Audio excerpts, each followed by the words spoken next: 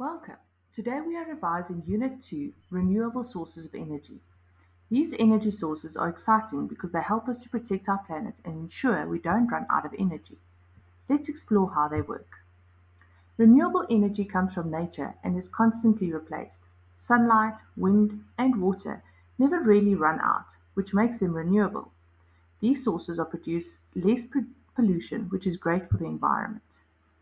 Fossil fuels like coal and oil create pollution and will eventually run out.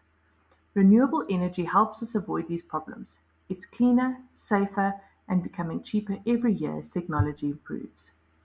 Solar energy is one of the most popular renewable sources. Solar panels capture sunlight and turn it into electricity. South Africa is perfect for solar power because we have lots of sunshine. But at night or on cloudy days, solar production drops. Wind energy uses turbines to convert moving air into electricity. In South Africa, the Western Cape and Eastern Cape have excellent wind farms.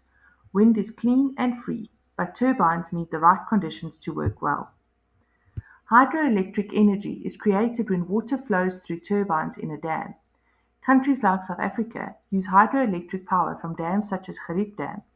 Although it is clean and powerful, building dams can affect the environment and fish habitats. Geothermal energy uses the Earth's internal heat.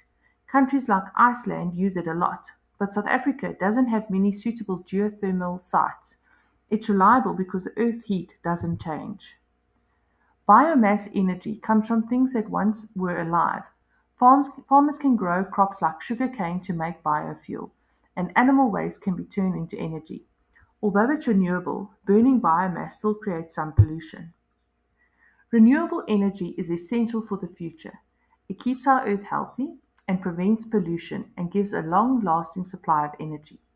Understanding these concepts help us become responsible global citizens. Good luck for your exam.